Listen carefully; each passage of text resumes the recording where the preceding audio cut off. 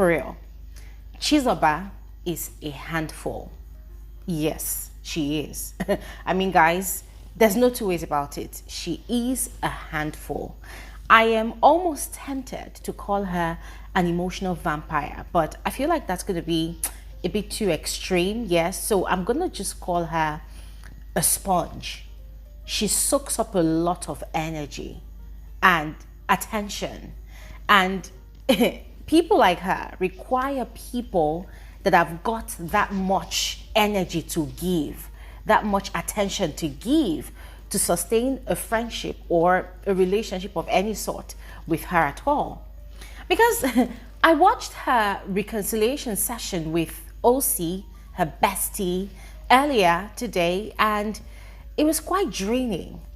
Yeah, it seemed like 1 minute they're making headway in their reconciliation, and the next minute she goes back into a relapse. You know, she's trying to force out the tears are not coming. She continuously emphasizes on how Ocee hurt her, how her sister hurt her, on how everybody in the house hurt her, and Ocee keeps on apologizing, and you know, she's receiving hugs from him, and then just when you think she's getting okay, she's getting over it, she goes into another relapse again, and then she's breaking down again like, you don't understand me, people don't understand me. I mean, guys, just watching that whole scene alone, I was exhausted. And at some point I just could not decipher if this girl was actually being for real, or if it's all for content, because come on, it's like the same old script every new week, especially when this girl is up for eviction.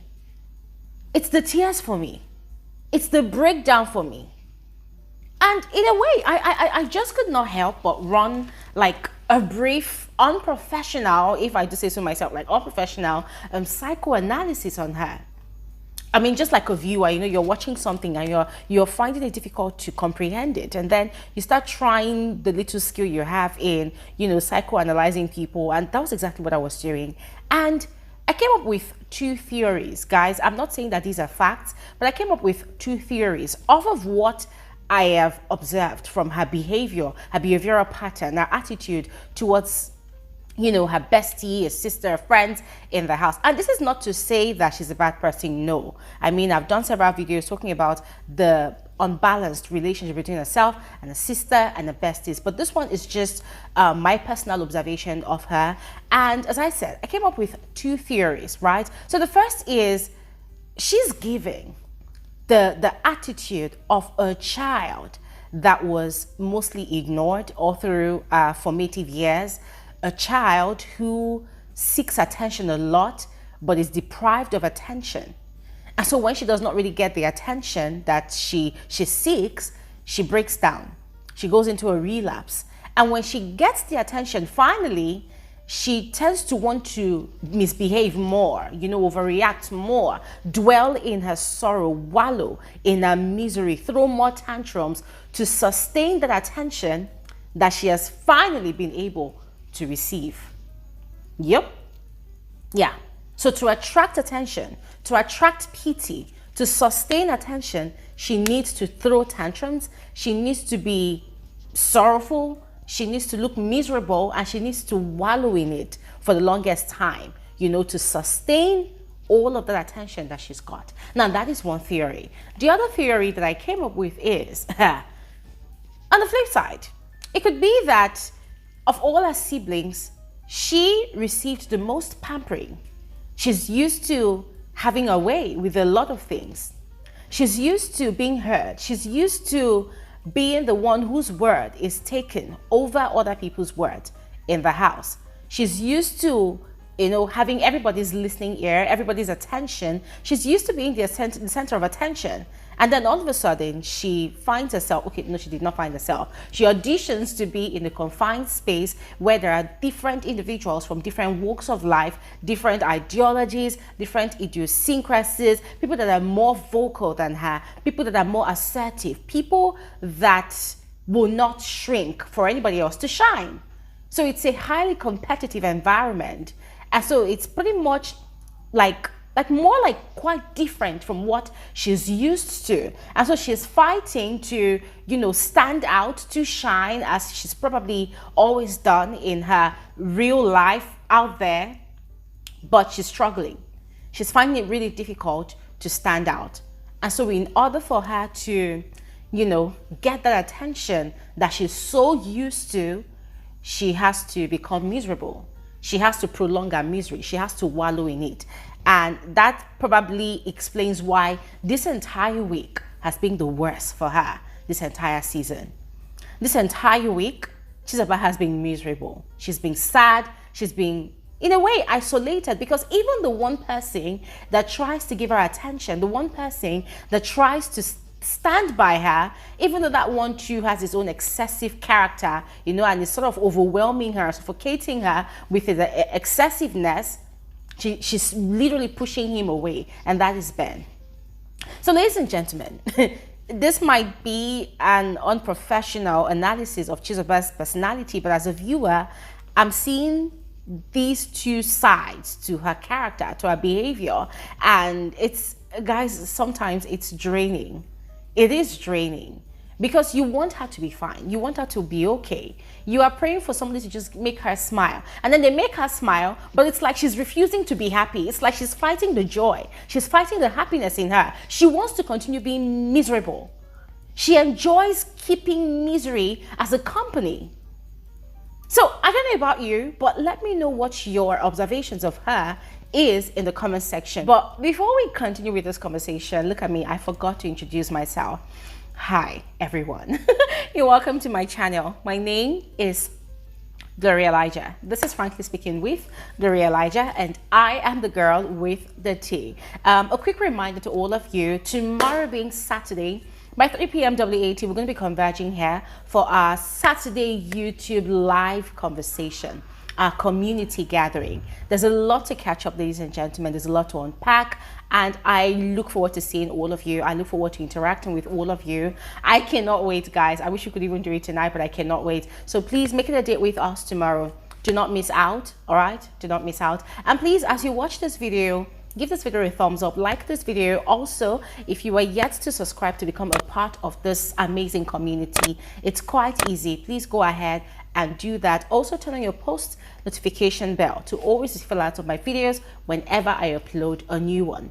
Now, without further ado, let's just continue with the rest of this analysis. Now, as much as Chizoba is a galaxy of complexities, in my personal definition, I think she's a very sweet soul, yes, who is also in a way trying to grapple with the very loud and vocal and assertive personality of her sister, yes, Onyeka. We saw the heated altercation that happened between both of them yesterday morning in the head of house condo. I did a video about that, analyzing the entire situation, yes. And this is not to say that she's entirely innocent in that situation, but it was quite disrespectful, rude, and condescending, the way and manner with which Onyeka, her younger sister, handled that situation. Onyeka was all shades of rude, condescending, cruel, and very mean to her, yes.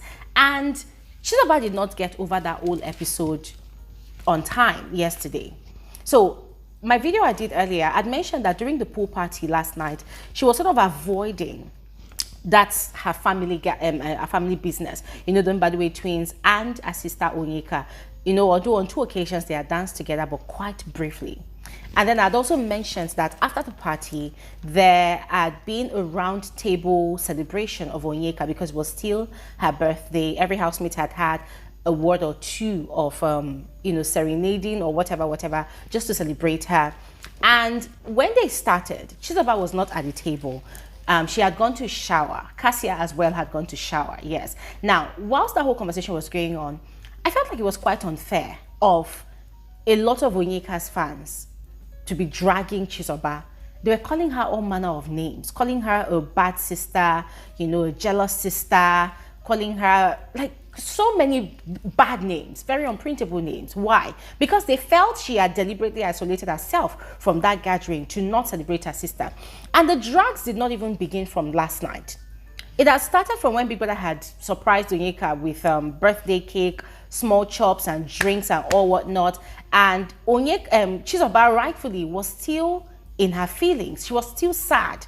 And people forget that everybody handles, you know, their various emotions in their own different and unique way. I don't know why a lot of fans do not understand this. Because as I mentioned, Chizoba was still in her feelings. She wasn't happy, she was sad. Remember, she had been crying a lot yesterday morning into the afternoon. But guess what? Fans were dragging her and calling her, you know, what they call it in Nigeria, bad belle, like somebody that is not happy for other people's progress. That, oh, it's her sister's birthday. Why would she even be fighting with her sister? Why would she even be quarreling with her sister? No matter what, even though the sister just finished scolding her, that she should put up a bright face and join the rest of the house in eating the small chops and smiling and rejoicing. I'm like, how are people so insensitive? How? How do you want to dictate how people handle their own emotions when you don't even know how to handle your own emotions? Because obviously they don't. Anyways, fast forward to that last night, you know, the drags was just a lot on Chizoba. But later on, I think somebody had gone to call her, or she came by herself. And then everybody had given their speeches and she was the last person, yeah. And you could tell that she was still quite emotional, yeah. You could tell that she was overwhelmed with love for her sister. But then it's not just easy to overlook the fact that they have been having back-to-back disagreements this week. In fact, not just this week, the entire season. And yesterday's one was quite heated, you know. So she had told the sister that the sister knows how full her heart is, you know. She loves her so much and she wishes all the best for her. And even though they fight a lot, it does not mean that she does not wish her well. So her message was quite short, but very, very straight to the point and genuine. But guess what? People were still not satisfied. They were complaining that the message was too short, that why didn't she give a very, very long speech? Why didn't she? I'm like, nah, you can never win with fanatics. You can't. You can never win with fanatics.